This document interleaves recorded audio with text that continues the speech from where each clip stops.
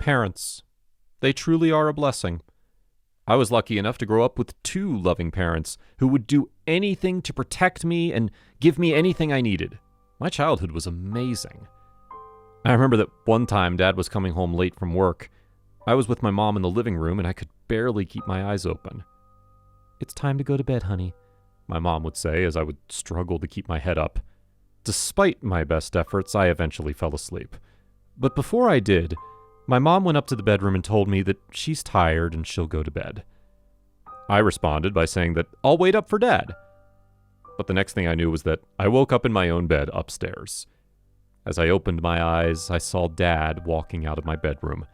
He'd picked me up and took me to bed, tucked me in, and even put my favorite teddy bear next to me. As the years went on, my mom unfortunately passed away. She was diagnosed with cancer, and there was nothing that could save her. From that day on, it was just me and my dad. Well, until a certain someone appeared in the picture. Dad had a very important job at a big company. He was handsome and made quite a bit of money. Of course, that made many women be attracted to him. Ever since my mom died, he was still afraid to date. But as I got older, I encouraged him to do so. He needed to live his life. And then came Mandy. She wasn't like all the other girls that were trying to hook up with my dad for one reason or another. She was close to his age, and she was independent, so she wasn't in it for the money. Mandy seemed nice, and from what I saw, she made my dad super happy. But as time went on, things changed. He started looking like a zombie. He was distant, had a pale complexion, and would only do what she would want. He stopped talking to his friends and gave attention only to her. Well, one thing led to another, and they got married. The ceremony consisted of only us three. A couple of years went by, and unfortunately my dad became ill. The doctor said that he caught some sort of a virus from a trip he had in an exotic location. A couple of hours before his passing, I was next to him on his deathbed. "Michael, I always loved your mom, and I've never felt that way with Mandy. And I have a feeling that she was slipping me some sort of medicine once in a while. I caught her one time while she was putting a type of powder in my glass. I asked her about it, but she just changed the subject." "Dad, are you serious? Where did she hide the medicine?" My dad opened his mouth, but before he could say anything, he let out his last breath. I got up, turned around, and saw Mandy at the door. She was staring at me with her eyes wide open. Don't know if she heard what my dad said or not. After the funeral, I started looking for what my dad told me. Mandy got half of everything, and I would get half after I turned 18. I searched the entire house but didn't find anything. One night, I couldn't sleep. There was some sort of noise that kept me up. I got out of bed, slowly got out of my room, and followed the noise. It sounded like it was coming from the attic. The door was cracked, but the light seemed to be off. Although there was someone up there, I slowly opened it. I could see Mandy with a flashlight doing something on a table, but her back was turned and didn't see what was going on. As I walked, I hit my foot on a jar that was on the floor and she heard me. "What do you think you're doing?" Mandy yelled. As she turned around, I saw that she was mixing some concoctions. "So Dad was right," I said. Mandy lunged toward me. I avoided her and rushed outside, locking her in. I then had the idea to look in their bedroom. Some sort of a piece of paper was sticking out from under her nightstand. On it, I saw some instructions on how to create that powder that she was working on. I called the family doctor and told him about the ingredients. "My dear boy, call the police right now. These ingredients are used as poison. But from what you've told me, I believe that the doses used would make for a slow death." I called the cops, but as I was with them on the phone, Mandy appeared behind me. She started choking me with a charging cable. I fell on my back and I was starting to go unconscious. Luckily, I told the police where I lived, and upon hearing the tussle, they rushed over. Soon enough, Mandy was tased and I could breathe again. It was revealed that she did in fact poison my father. And upon further investigation, it seemed that before meeting my dad, she had killed 2 other men with the same concoction.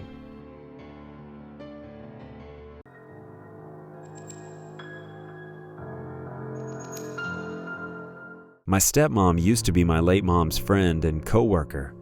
My dad married her a year after my mom's mysterious departure with a handwritten note telling my dad she was leaving for good to return no more.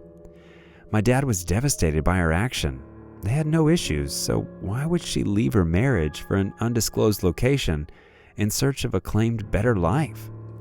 My dad found comfort in my mom's friend as she always made sure we were both fine. She'd come over to make us food and pick me up at school sometimes. Because of how much she cared for us, my dad married her on my 12th birthday. On the eve of Thanksgiving, my dad told me to follow my stepmom to her house to help her move some of her belongings to our house. I was reluctant at first, but did it to make my dad happy. When I got to her house, the interior looked really beautiful.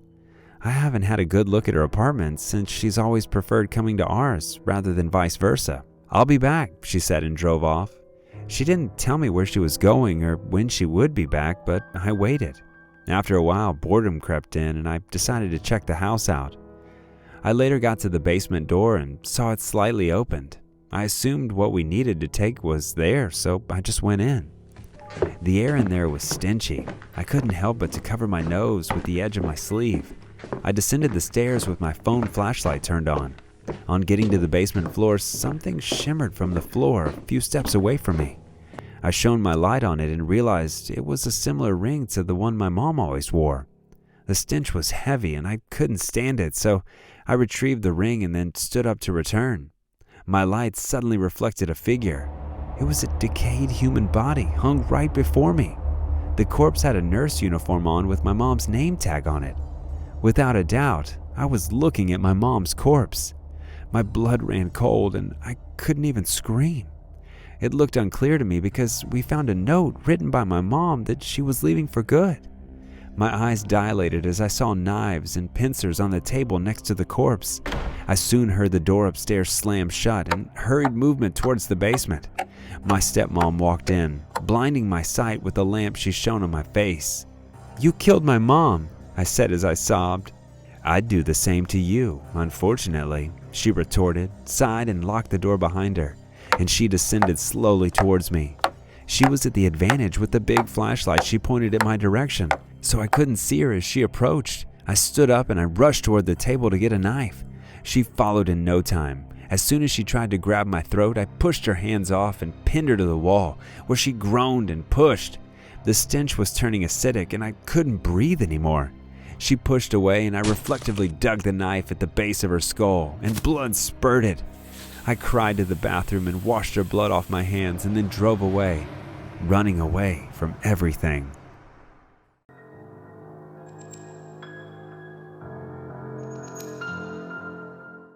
The vacation was going to be a long one. My dad had made sure we were going to a place that all of us enjoyed because, according to him, he wanted us to have the best summer ever. Luckily for me, I was back home from college to spend time with my family and I was going to take part in the trip. I was happy that I was going to get to relax and free myself from books like it used to be in college. The only thing I wish my dad had changed concerning the trip was the fact that my stepmother was coming with us. She was a great person and I had no doubt about that, but she still wasn't part of our family.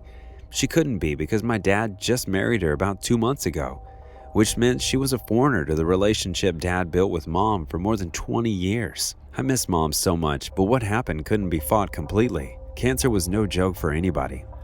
I cleared my thoughts and began to pack my bag for the trip. I just hope everything will actually go well with the fact that she's coming with us, I said to myself as I picked up my favorite shirt from the wardrobe. The exchange between night and morning was quite fast, and in about an hour and a few minutes, we were all in the car, driving towards the airport. Dad looked ravishing as always, while my stepmom wore a really beautiful short gown. She was a naturally beautiful woman. I would also give that to her. My brothers, being annoying as usual, were dressed as much as the little boys could dress. I laughed at the fact that they wore the same thing because they were twins. It was funny that they looked the same, and those who couldn't tell the difference between them would think that they were trying to play tricks on them with the way that they dressed the same. The trip was smooth at the beginning and the twins even slept. My dad made jokes for a few minutes before I plugged in my headset in the spirit of wanting to listen to some music. I jumped up from my seat immediately when the car was raised to what I felt was the highest point a car could be raised. I looked to my side and the twins were sleeping. My dad looked calm, and I thought I was the one who just imagined something fake in my head. Until when I looked at my stepmom and she was looking outside the car, a look of worry on her face. The same thing happened again with the car. It raised up, and this time, the twins woke up from the force and my dad stopped driving. Finally, I thought I was going crazy when none of you noticed it the first time, I yelled in the car. Calm down, Jenna. Let's know what's going on. What could make a car do this, though? My stepmother said. I ignored her in anger because my father was not saying anything to what I had said and only got out of the car to check what was going on outside the car. Stay in, all of you, he said before getting down from the car. I continued checking after him to be sure he was okay, and I was still staring at the back of his head when I saw him slump to the ground in a time frame of a second. I got scared and I was about to get down from the car when my stepmother yelled back at me to stay in. I obeyed her this time because I wasn't sure what was going on, and since she was going to be sure that my dad was going to be okay, I could just as well pray that she'd be fine as well. The twins were crying beside me and I began to comfort them, pulling their heads to my chest and convincing them that Dad was actually okay.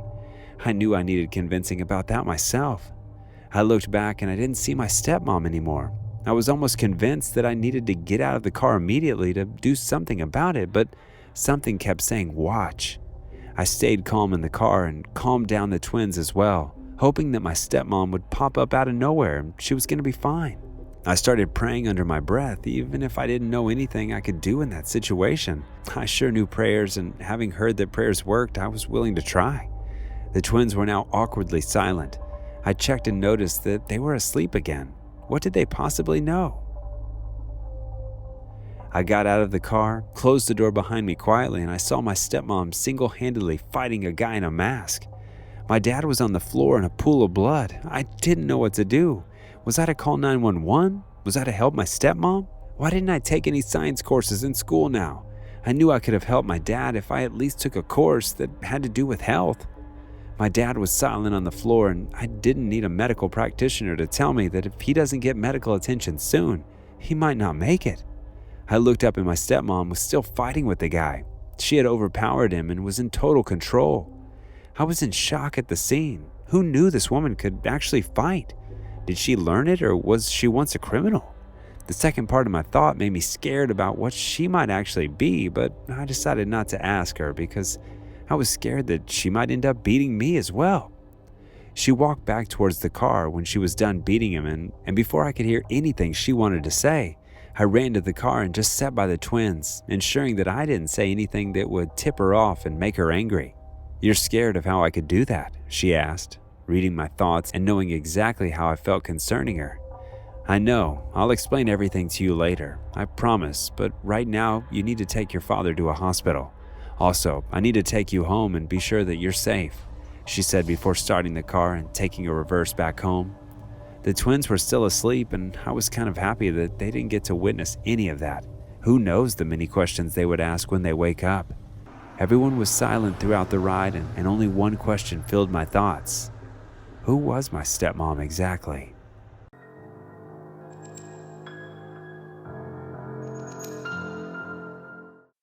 It was pitch black.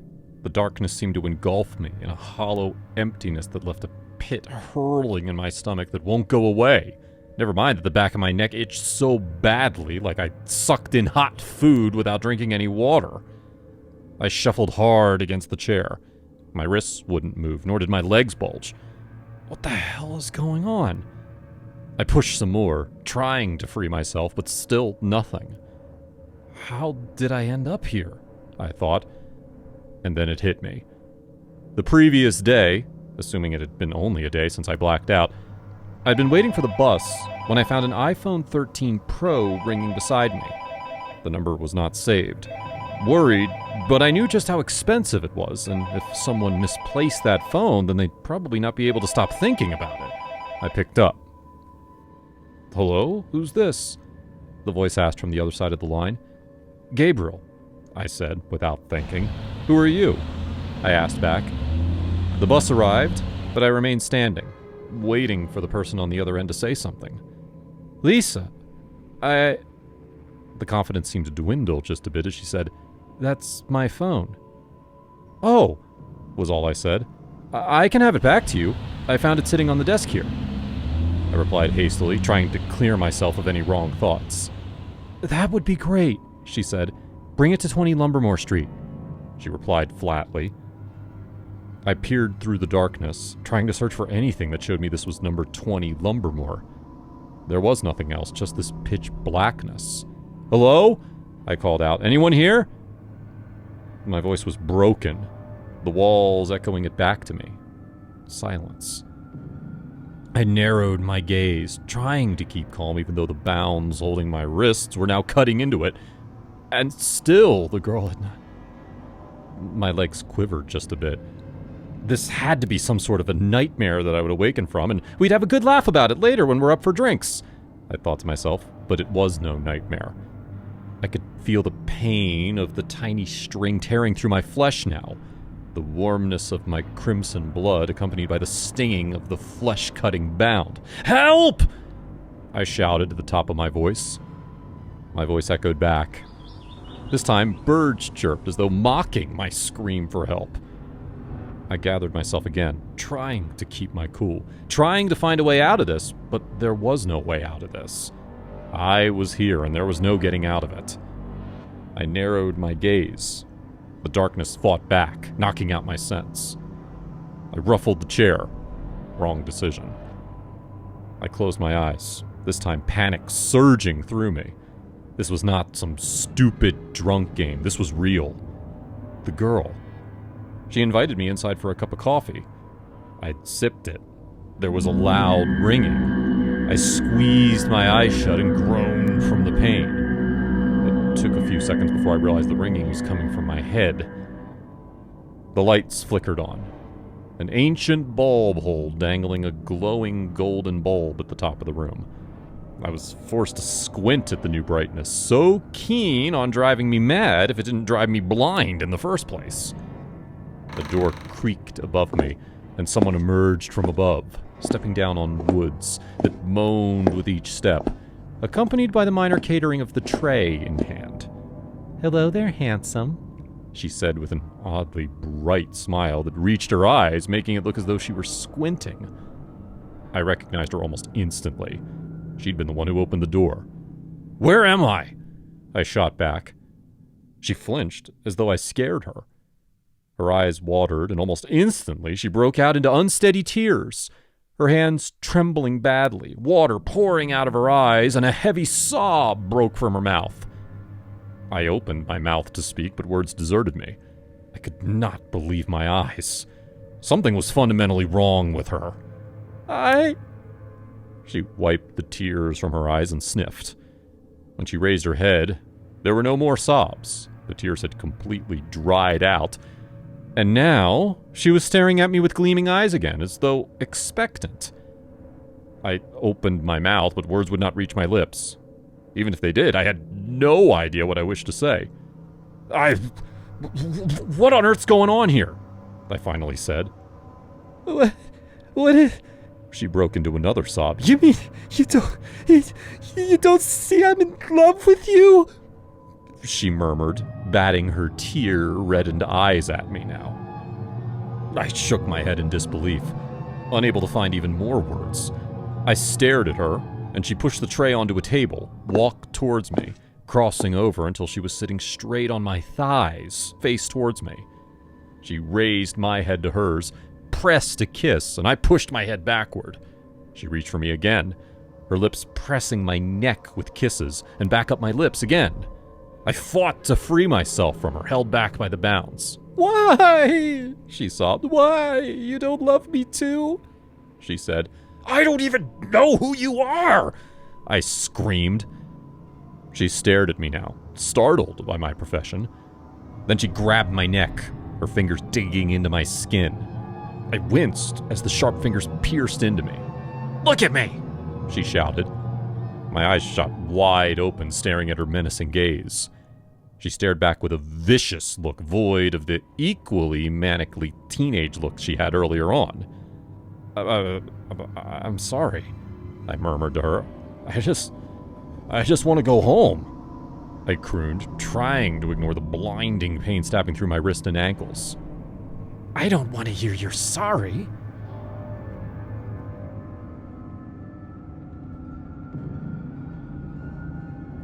I want you to say you love me, she whispered.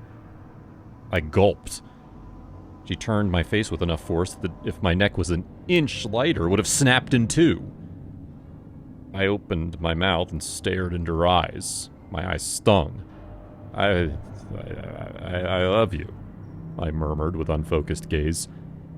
She stared at me with a glint of hatred in her eyes. You're lying, she whispered. Her fingers held me even tighter in a vice grip. You're lying to me, she spat some more. I'm not lying. I love you, I blurted frantically, but I was too late. She slammed the tray over to me in fury, the food pouring over everywhere, metal clattering to the ground. She reached the chair near me and in one move reached under it, pushing upward until I collided with the ground. The world around me swirled for a moment. Something cold touched my fingers and everything became black. I opened my eyes to the shallow light illuminating through the crack from the wooden wall. My chair, still down on the floor, the ropes to my wrist still piercing into my skin, and the same metallic feel on my hand. I felt the edges of the small metal, realizing it had been the spoon from the tray. Desperately, I turned and began cutting through the bounds of my wrist in slow but deliberate motion, pressing my lips hard to keep myself from screaming as the metal brushed against sore skin. I had no idea how long passed. Only my fingers ached from pushing the spoon, but the bound finally came off. Quickly, I reached for my other hand, undid it, and then in the same hasty but careful movement to avoid tearing my injured skin, I freed my legs too. I climbed onto the stairs, pushing the door open. The house was quiet. I peered around, trying to catch a glance of her. My eyes reached the door, and with a quick dart, I made a run for it.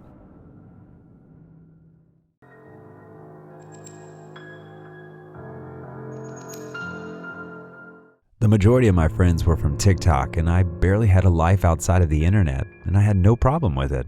I had somehow chased off everyone around me and rented a single flat alone. In the long run, I got unfortunate with my lucky streak of good online friends when I met Sarah, a photographer on TikTok who was an internet freak like me. During the early days of our friendship, we'd chat all day until midnight, and I always woke up to her good morning text. Ordinarily, her online presence was too extra, but a geek like me found solace in her friendship. When would we meet? She asked one night as I lay on my bed. I'd be free this week, I replied, blushing. We'd been friends for 2 months, but I'd never seen her because she lived 2 cities away, which means she might have slept overnight if she came. However, her job had her stuck to her city, but she wanted to see me so bad and picked a weekend. This weekend? She asked. Friday? I'd be home too, I affirmed. The week ran out and she informed me the moment she was leaving her city as early as 6 a.m. Hours later, roughly into the evening, Sarah called me on her arrival in my neighborhood. It was easy thanks to my description and Google Maps. I scurried outside to wait for her under the lamppost. Minutes later, she arrived in a taxi. Sarah alighted from the taxi and ran towards me with open arms. "Jessie?" she giggled as she wrapped me in her arms. She looked familiar, like I had seen her somewhere other than her picture and profile. I couldn't place it, but I was sure I had seen her somewhere else. I helped her lift her bag in as she locked the door behind me and ejected the key. I swiftly turned to watch her as she retrieved the key into her pocket. "You removed the key?" I gazed at her hand. "Oh, I'm sorry," she giggled and walked towards me. "This place looks like my home. Old habits, you know." She raised her brow with a look of understanding and helped me lift her bags to the visitor's room. I noticed she didn't return the key, but I waved it off and helped her settle in. Sarah had her bath and joined me in the sitting room where I cuddled my duvet with my eyes glued to my screen while I scrolled through my newsfeed. "You've got any neighbors?" She tried to hook a conversation, and it was at that point I realized she should have stayed as an online friend. "None," I muttered, turning to see her. "Just you? Must be fun." She giggled and took a seat adjacent to mine. I evaded her question with disgust in my voice. I suddenly saw a picture of her on my timeline. I raised my head to match the identity and she caught my eyes in the act. She was the one. "What's that?" she asked. The name on the wanted serial killer list was Sandra with her picture. "Sandra?" I muttered loud enough for her to hear, and she responded by swinging a dagger from her nightwear, running towards me furiously. I jumped away from her line of sight, but she showed expertise by plunging towards me midair with the dagger aiming for my throat. I forcefully yanked the dagger before she regained balance and pulled it to cut her, but it only scratched her. I then pushed her with my feet and stumbled out of her way with the dagger in my hand now. I watched her stand up, and as I got the chance, I ran towards the back door, but she caught my leg just before I could escape and made me slip. It was dark outside, and I could barely see her. I turned and used the dagger to cut her hand. As soon as she let go, I scampered up and dashed into the darkness, running for my life.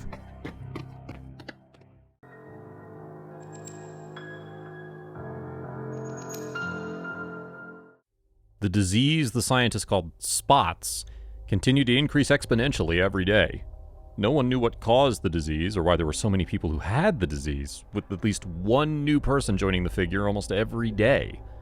The disease was easily recognized with black spots around the thumbs of the person, which got bigger and bigger, like it was logged with liquid, and it had never busted for anybody. It only got bigger and always caused unbearable pain, which the person who had it couldn't bear. The scientists, even with all their research from those who had the disease, couldn't place the reason on a particular thing, and they only came up with the solution to the problem, which was trying out vaccines and drugs on different people as experiments to see which was going to work. I had just come back from the restaurant when my mom lashed out at me for coming back a minute late, because to her, it meant I wasn't keeping myself safe because of how dangerous it was out there. I couldn't argue back with her because it was not exactly her fault that I was still in her house after so many years. 28 years was definitely a long time to be with someone, especially when it was someone you didn't have a good relationship with. My mother and I weren't all close for no particular reason, it just happened like that. "I'm sorry," I told her, and left the sitting room. I was not interested in making the conversation longer than that. Besides, I had other important things to do, like unboxing my new iPhone. I took a very long, nice shower after I got to my room. I just had to set up my phone and get a good sleep right after because it was night already, and my mom could keep her food for all I cared. She wasn't providing for me before now, and I couldn't care less that she was not even going to try to do that tonight if she'd wanted to. I sat on my bed and thought about everything that happened at work today before bringing out my new phone. It was the latest phone in town, which everyone used, and I'd begun to save right from the first time I've heard of it just so I too could have one. The phone was so nice, and the fact that everyone had it made it a prized possession. Brenda. The tag on the pack was carefully designed. I had to give kudos to whoever designed it, even though the person was in absentia. Something in me felt disturbed when I picked up the phone, but I just read it as a sign of joy at the sight of the phone. I did all that I needed to with the phone and plugged it in before I finally fell asleep. My mom's voice was what woke me up the next morning. She'd been hitting my door and shouting at the top of her voice. I continued to ignore her because I wasn't just ready for whatever it is she wanted to say. "What?" I yelled back at her. I really need to get out of this house as soon as possible, I thought, before getting out of the bed to open the door to hear whatever she was going to say. I was just sure it was something that wasn't my business. I opened the door, and as much as I wanted to ignore whatever brought her to my room that early in the morning and made her shout that much, I still wanted to hear it. I noticed the look of fear on her face, and I was just forced to ask her what was wrong. She turned the screen of her phone to me, and there it was. The very news I didn't want to hear or see as much as she didn't. My co-worker had the same disease everyone had been running from. I thought of calling him to make sure he was okay and to ask how he got it, but I decided not to. What if he didn't want to talk to anyone and I was just disturbing myself? I looked back at my mom, and her eyes were focused on one thing. I called her several times, and when she didn't answer, I traced her eyes to what she was looking at, and my eyes landed on my thumbs, and I was almost in shock as well. "It's not possible," I argued with whoever was ready to listen to me, even if it was just my own ears. "I'm always careful. I wear gloves, masks, and long clothes every time I'm out there." My mom walked out of the room, picked the keys, and locked me in. I banged the door and yelled for her to open the door. The more I applied force on my thumbs, the more the black spots grew, and I decided to stop. After a few minutes, A government bus arrived at the entrance of the house, and before I could even get an explanation of what was going on, they bundled me out of the room before I could pack anything. I begged my mom to stop them, but she only said they were here to help and she was going to come see me later. I argued with the men for a while before we got to the van, and they pushed me to the back of the van before driving off. When they stopped and they brought me out of the van, we were in front of what looked like a deserted building in the middle of nowhere, except that there were people there walking from one part of the building to the other. I noticed that they were all the same when we got inside the building. In fact, we were all the same. The building was for everyone who had the disease.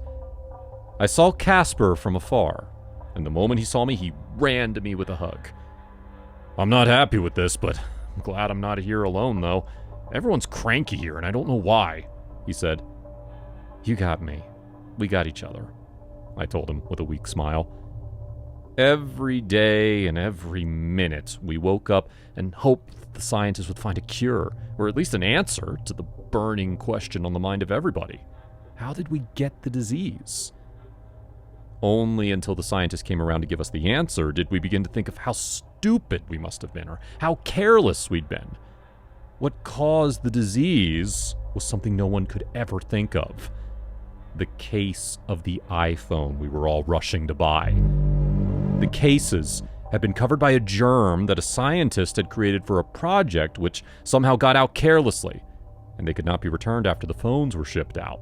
And here we were, suffering for it. I saved for this? I rubbed my thumb and just slumped in a chair after the scientists began an experiment of another vaccine they thought was the solution. We're definitely going to be here for a long time, Casper said.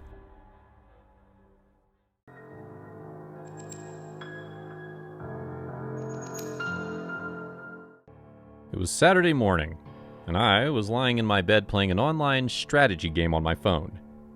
My mom said I was addicted to my device, but I didn't agree with her.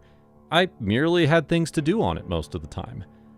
While raiding, I lost a lot of troops and ran out of resources, so I couldn't recover yet. I was about to send out my troops to gather resources when I got a suggestion asking me to watch ads and gain a ton of resources. Without delay, I clicked on it. As the ad started to play, advertising a cheesy interactive choice game that I could allegedly play and win real prizes, I turned away, patiently waiting for the 30 seconds to pass. But when the video closed, it did not return to the game. Instead, it showed a pop-up on my screen.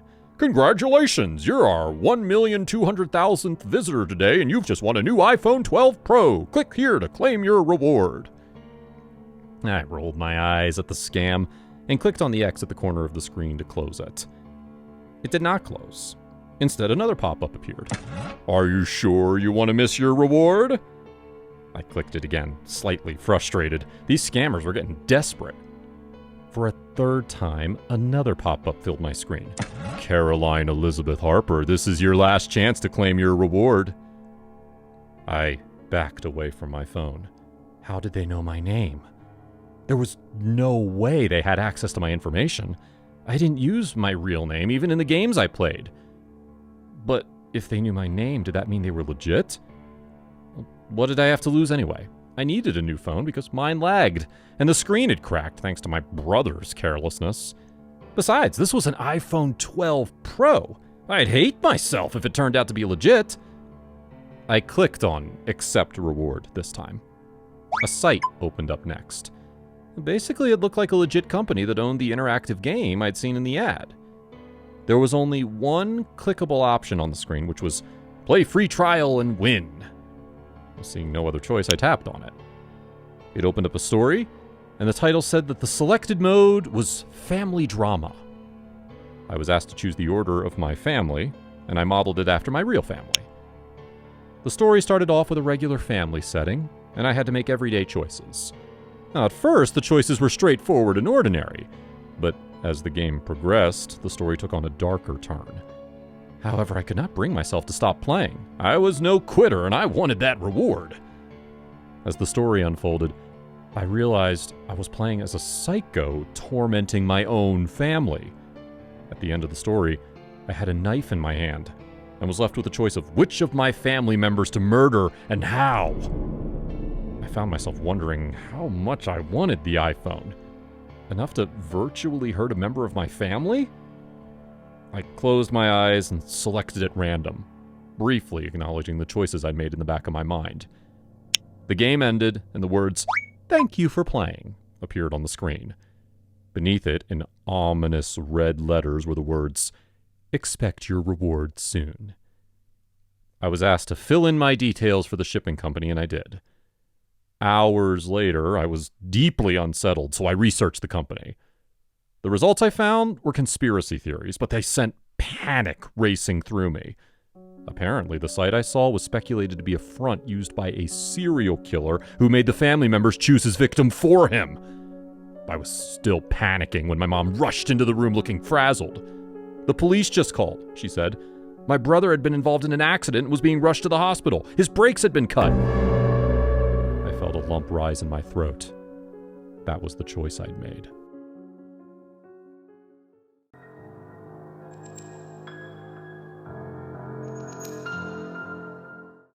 When I opened my TikTok to go live, as I did every morning, I had no idea that I would end the day using this same app to record myself killing my boyfriend, Jeremy.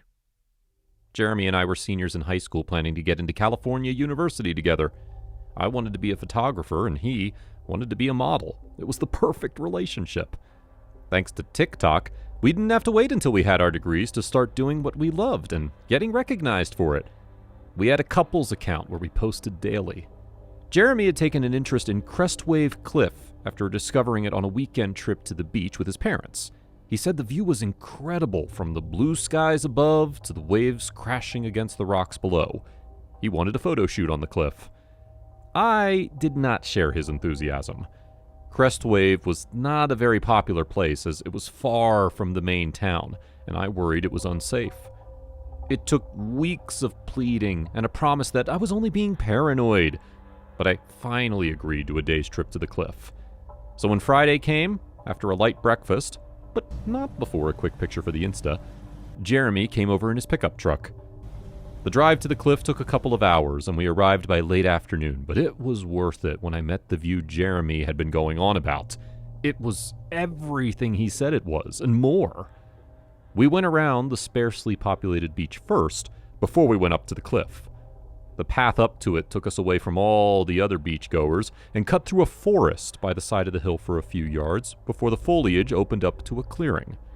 It was then I beheld the view. There was no time to be standing around, however, as we were quickly losing daylight. I set up my camera, and Jeremy got ready for the shoot. But before that, we decided to do a little live video showing our fans the view around us. Jeremy moved into position. I turned on the camera feature and just pressed record when I heard the sound of heavy boots against the gravelly earth behind me. Before me, Jeremy's eyes widened in alarm. I turned to find a man in black clothes with a hood that concealed most of his face. The obscurity of his identity seemed intentional, and I started to panic. He called out to us and accused us of trespassing. In a moment, Jeremy was next to me. He told the man the beach was public and we had every right to be there. "Do you now?" the man sneered. "Well, my little friend here says I have the right to take your belongings." He reached into his jacket, and the next moment, he had a gun in his hand. It was then I noticed he had a backpack on. Jeremy put himself between me and the man automatically, using his body to shield me. He drew near, and we retreated. We had our backs to the cliff and our fronts to him. Taking my camera, he stashed it in his backpack. He pointed to Jeremy's phone and gestured for him to bring it over. As Jeremy started to move, the man spotted my watch and asked for it too. Jeremy started to oppose, but I pleaded and passed it to him. Upset, Jeremy took our belongings over to him. But as the man stretched out his hand to take the items from him, Jeremy attacked him, taking him by surprise. He managed to disarm the man, throwing his gun aside as they both struggled to the ground. I rushed to the gun, but I had no idea what to do with it. Jeremy was losing the fight. He asked me to shoot, but I told him I'd never used a gun and I didn't have a clear shot. He insisted, and I made a silent prayer and pulled the trigger. The two men parted. The attacker was in shock. I thought I'd gotten him, until Jeremy bent over, clutching his chest. Forgetting the man, I threw the gun aside and rushed to Jeremy, but he staggered back and fell off the cliff. The man ran off, but I didn't care to see which way he went. Jeremy was dead, and I had killed him.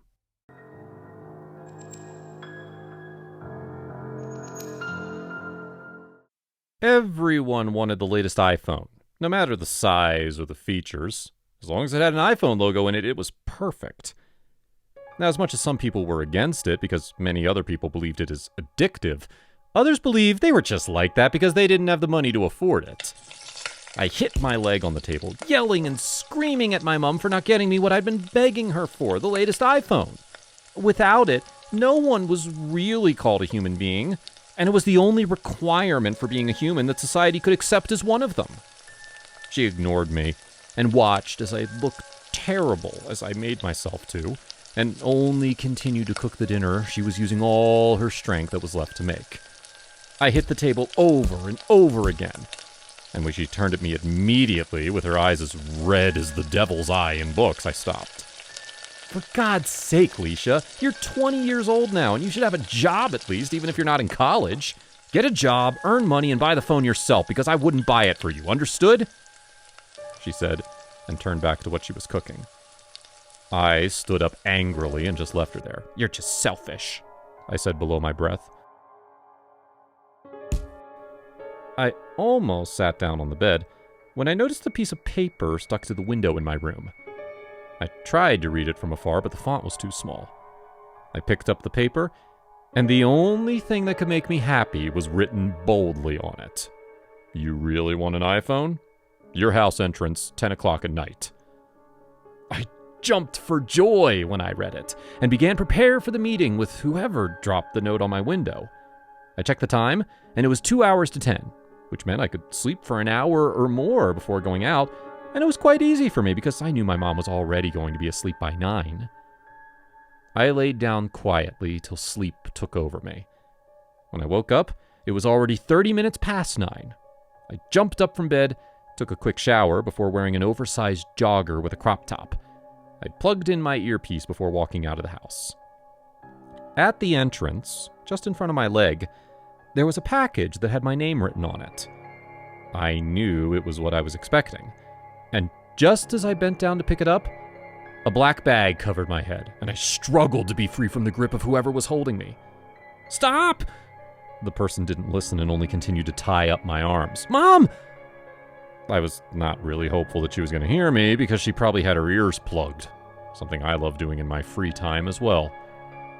I stopped struggling when the person tied my legs together, and just before I could say anything or plead with him or her, the person lifted me off the ground, and after a few seconds, I yelled from the pain I felt when he dumped me in a place that felt like the back of a truck.